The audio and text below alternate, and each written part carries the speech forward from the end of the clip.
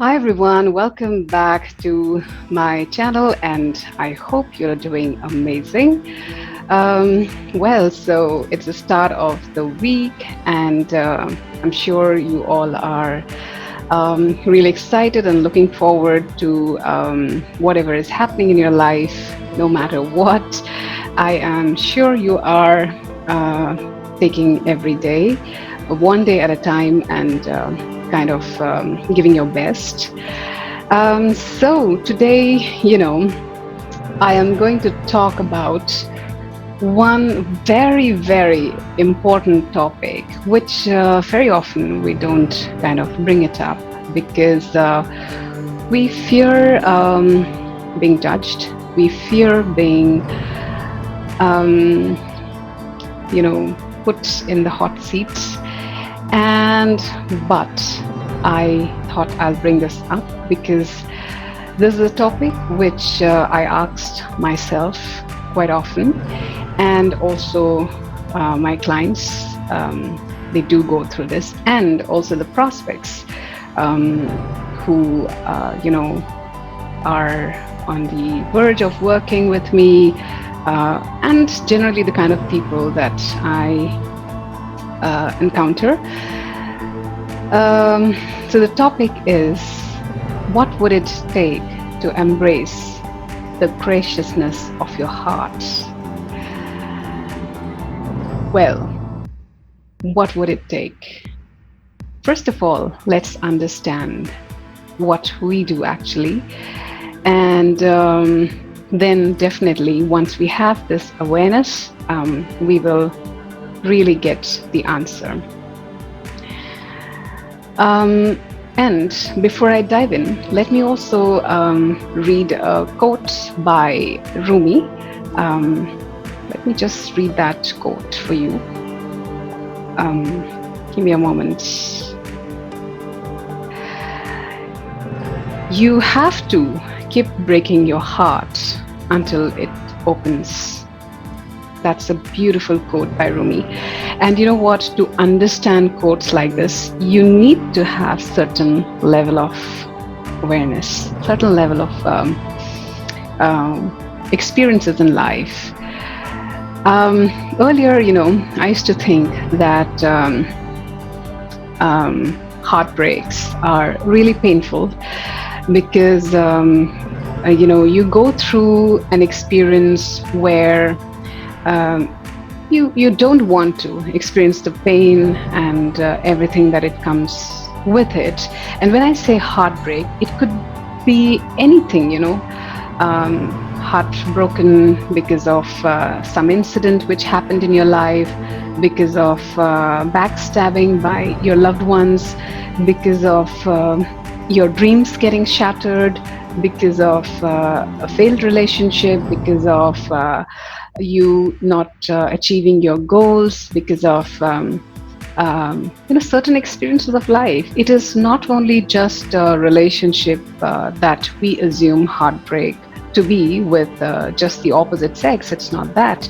It is actually about something that you held very dearly, closely to you, and suddenly you don't get that, and that's when your heart breaks because you didn't experience what you thought you would experience. And what we do naturally is to close off, because the interpretation that we take out of that is that because I let in, because I sort of was vulnerable, because I opened my heart space and allowed that to come in, I got broken. And so what we do is we try to close that heart space. We kind of block it. And over the period of time, when we have experiences like this again and again, again and again, again and again, nobody wants to experience pain, deliberately, right? So we decide to block that. And then we live with another experience in life. And that experience is having no authentic connection no vulnerability, no deep conversations with people, but always coming from a space of guardedness. And this results in vacuum from within. And I'm saying this after having a lot of conversations with people having similar experiences, and I'm also one of them, where I lived my life blocking my heart space for quite a huge span of time, and even now, I have trust issues. I kind of don't open up easily, although I may look very outgoing, extroverted, but deep down, there is a part which I block, which I kind of, where I hold back and not very, very vulnerable. And today, by sharing this, I'm actually opening up.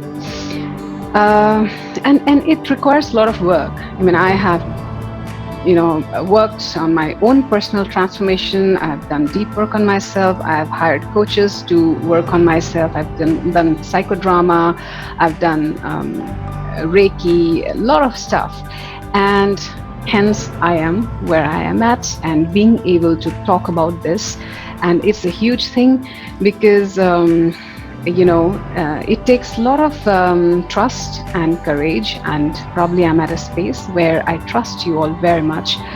And I've realized that trust has nothing to do with the surrounding, but trust has something to do with inside, how you feel on the inside, what you do on the inside, what are your perceptions or kind of negative, destructive, patterns which is holding you back. And you have to debunk it. You have to decode that to be able to be you again, to be able to embrace that spaciousness, that graciousness, that beauty, the joy that you are, and to embrace the graciousness of the heart. You need to look at the interpretations that you made as a result of whatever has happened in your life. Like I said, it could be a betrayal, it could be, backstabbing, it could be hurt, deep hurt, it could be non-achievement of something that you wanted in life, it could be shattering of your hopes and aspirations, it could be anything, And then asking yourself, what is the narrative of this particular incident that I'm holding on to, and is it worth holding on to? Because if you do that, you wouldn't sort of enjoy life truly. And I say this because those people who are vulnerable once block themselves up, and then they do long for that connection, they do long for that vulnerability. So if you want to bring about a transformation in how you're experiencing life in these particular aspects, then definitely you got to ask yourself, what is your underlying truth in terms of interpretation of what has happened, and can you relook at it? Are you willing to rewrite the definition, or are you willing to rewrite the interpretation that you're holding on to? Because at the end of the day, no matter what has happened, you're interpreting it in a particular way, and that is blocking your heart space. That is not allowing you to really stand in your own light, and that also is shunning you from experiencing beautiful things in life. Yeah. So reminding you again, Rumi's quote that you have to let yourself be heartbroken again and again till you can withstand it, because unless and until you're heartbroken, you cannot experience the joy that the heart experiences brings to you. So leaving you here with this reflection, what if you allow yourself to experience everything that your heart is experiencing without the mind messing it up? Yeah, and that would really require you to introspect and sit with quietness in your own space and decide what is the interpretation that you're holding on to, and what would take to release that and plant a new one. Okay, well, until next, take care, loads of love and healing energy for you all. Take care, bye-bye.